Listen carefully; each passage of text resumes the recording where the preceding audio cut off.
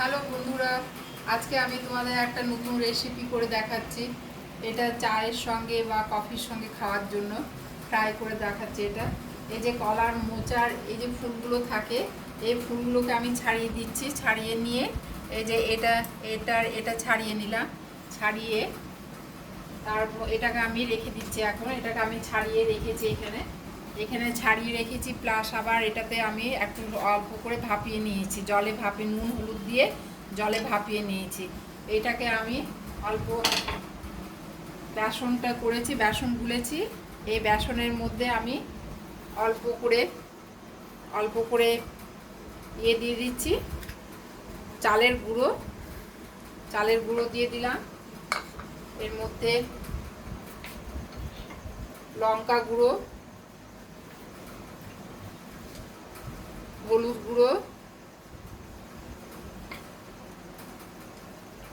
এটা রসুনের পেস্ট, আদা রসুনের পেস্ট দিয়ে আমি আর নুন দিচ্ছি, নুন দিয়ে দিলাম। দিয়ে আমি এটাকে ভালো করে গুলে নিচ্ছি।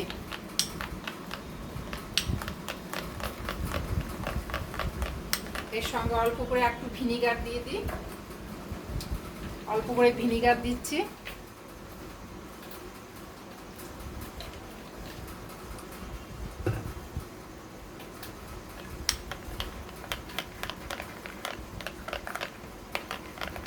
বেশ ভালো করে পেস্ট করে নিলাম। এটা করার পর এবার আমি গ্যাসটা জ্বালাই।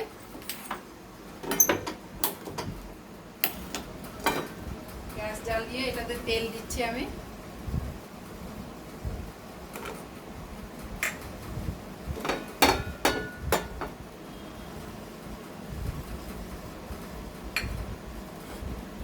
তেল দিলাম।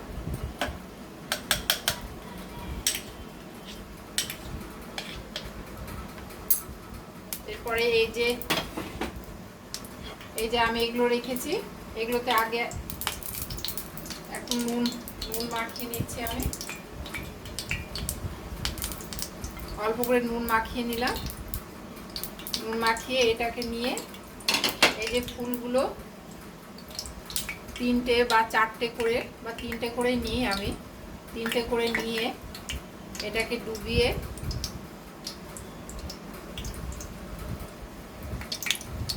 এই দেখো এমনি করে করে আমি ভেজে নিচ্ছি।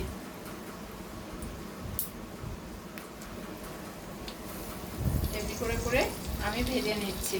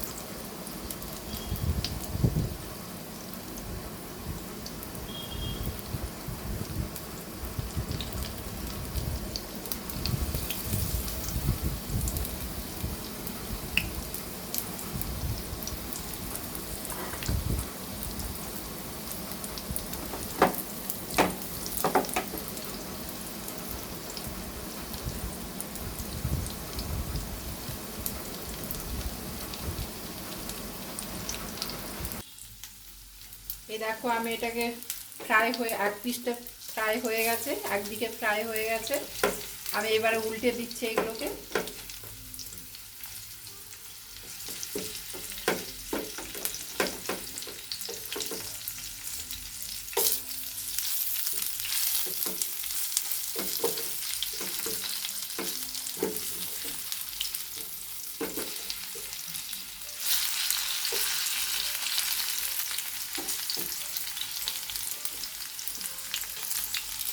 দেখো ভালো হয়েছে না? তুমি এটা চা কফি সঙ্গে খেতে পারো, বা টমেটো সস নিয়ে এটা খাওয়া যায়, বা কোনো চাটনি দিয়ে ধনেপাতার চাটনি দিয়েও খাওয়া যাবে।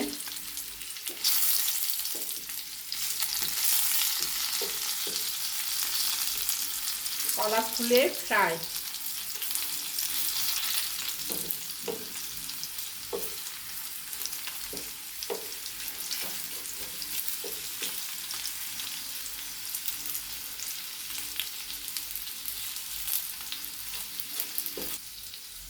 এটা ফ্রাই হয়ে গেছে, আমি এবারে উঠিয়ে রাখছি এটাতে।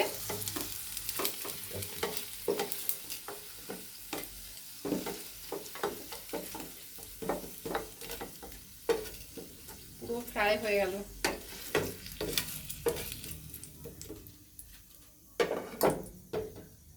এই ফ্রাই হয়ে গেছে আমার। এরপরে আমি এটাকে টমেটো সস দিয়ে খাচ্ছি। টমেটো সস নিয়ে খুব ভালো লাগবে, দেখবে তোমরা খেয়ে দেখবে, করবে বাড়িতে, দারুণ ভালো লাগবে। এই যে আমি খাচ্ছি, কাঞ্চি হয়েছে, দারুণ খেতে। তোমরা ট্রাই করবে, চ্যানেলটা একটু সাবস্ক্রাইব করে জানাবে। বাই।